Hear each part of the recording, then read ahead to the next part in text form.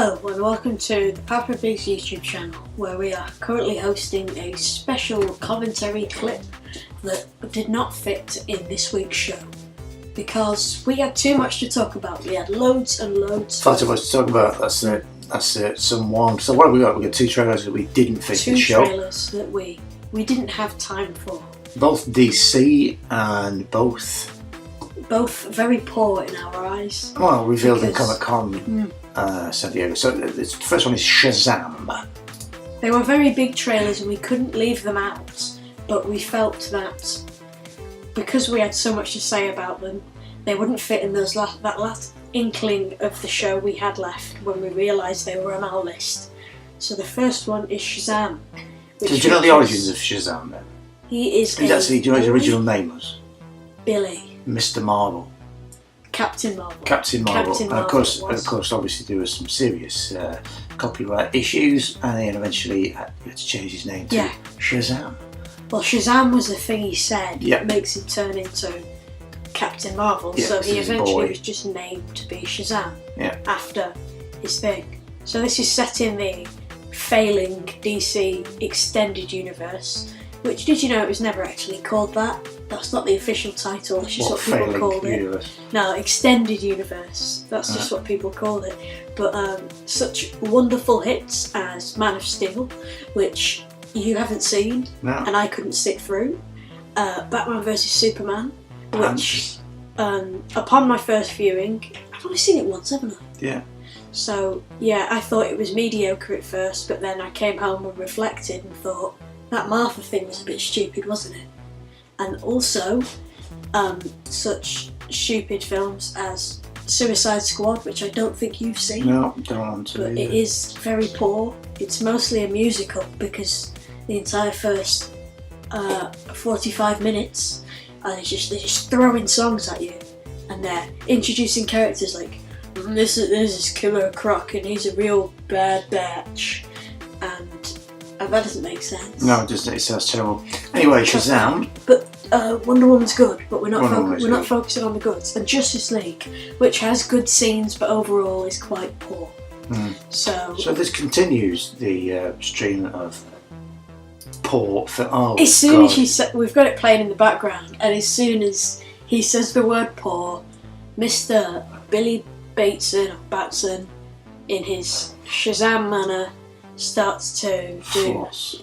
I hate everything to do with the floss. Yeah, but I think that kind of sums up the desperation of DC's filmmaking and trying to reach out, and trying to find an audience, and trying desperately to be liked. They try with the gritty stuff. It is like that person who just tries too hard. Everybody like me, and in by doing that, you become incredibly irritating and annoying, and that's exactly what's happening here.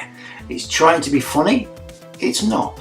It's trying to do that kind of Thor Ragnarok thing, which was very successful, which was humorous.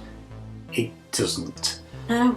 It is really, really. I think they've finally realised what was wrong with their film, so they're trying to improve, but then they're getting that wrong. Yeah. So they're trying to do the Marvel.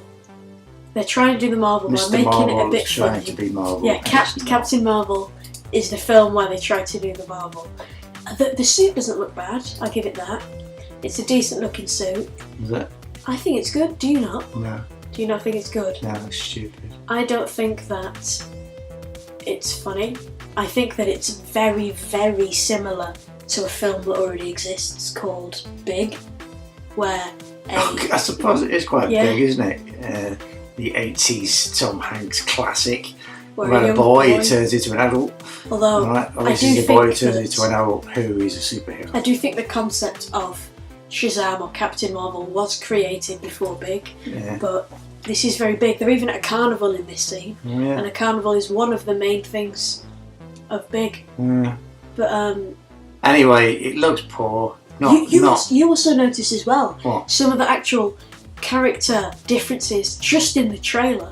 Like the boy at the beginning was very cynical, and then when he's in superhero mode, he's like, "Hey guys, look at me! I'm a superhero! Haha!" He's very happy. Yeah, there's no consistency there, so is there. This is just a it trailer. Looks thrown together, it looks poor. There's a Batman reference. References to Batman and Superman. Just so people know that this is in the universe with all the horse bollocks films. It's been made by a committee, I think. This is what we need to include, this is what we need to include, this is what we need to include. You need a Batman reference, a Superman reference, you need some flossing because children Kids like that. Flossing. Teenagers like flossing and they like these things and it's just, oh God. And they like beating up bullies with a crutch. With a crutch. Anyway, that is Shazam, and the second offering on. Oh, what do you do with your thumb? Down. Oh, down. Yeah, I thought that was. The second offering is. It's also DC. It's also Aquaman. the same universe. I think this comes out first. I think this comes out before Shazam. I don't know when it comes out. I don't know when either of these come out. Well, unlike Shazam, which has got a bunch of nobodies in it, this has got a few famous faces in it. Obviously, Mr. Momoa, is that how I pronounce his name? Reprises his role from Justice League as Aquaman.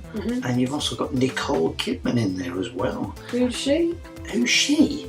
No, who is she in this? Oh, right, I don't know, but... she, Mira. Possibly. Is Mira, the Mira's the other fish woman. Fish woman who's fishing about.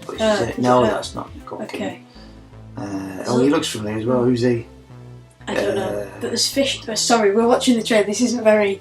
Oh, I can play. Considering this is on YouTube, I can play the trailer in the background as we're watching it. Right, this is wonderful. This is wonderful things. Okay, so it looks alright, but again they've tried to tap into. Hey, that's the Little Mermaid. I think it is Ariel. Ariel. The Little Mermaid. I think they tried to tap into that kind of Thor Ragnarok irreverent humour thing. Yeah, Marvel, they realised that, hey, Thor's a bit boring, isn't he? Because in Thor and Thor the Dark World, he's just a bit of a boring character. So DC have made a smart move by going straight away into the... Aquaman's a bit silly, isn't he? Yeah. Except they haven't done that. They've tried to make him really cool. They've tried to appeal to the kids yet again by making Aquaman a badass who's got this really hench guy and he rules underwater Wakanda. Isn't he cool? He's strong, he rides waves and he's an alcoholic. Isn't that cool? That's so cool. Look at that. It is, yeah. It's very cool having a... And there's an underwater battle with lava underwater. And like you say, the similarities to the Black Panther film are quite incredible, really. Except... They're all white. They're all white. If you look at 1 minute 31 into the trailer, everyone in the crowd is white. So it's white underwater panther, white water panther, water panther.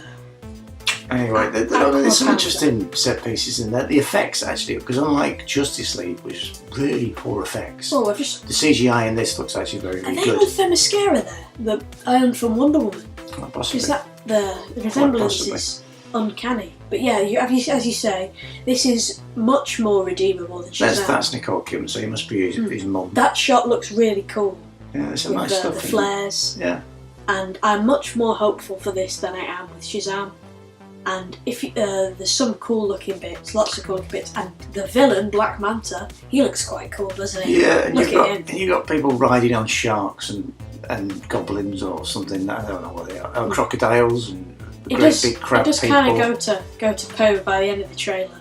Like there's some unfunny jokes, like as they're jumping from planes, like redheads, am I right? And it's not funny, but I don't expect humour from a DC movie anymore because, well, why would you? Why would you? It might be okay. It might be watchable.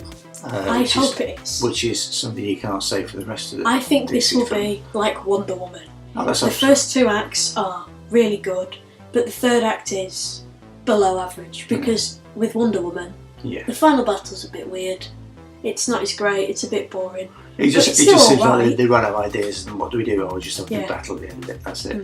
So yeah, that might happen with this as well. But hopefully there might be some interesting set pieces. And you know what? I said in the actual show, not on this podcast, about your Iron Fist guy as an actor.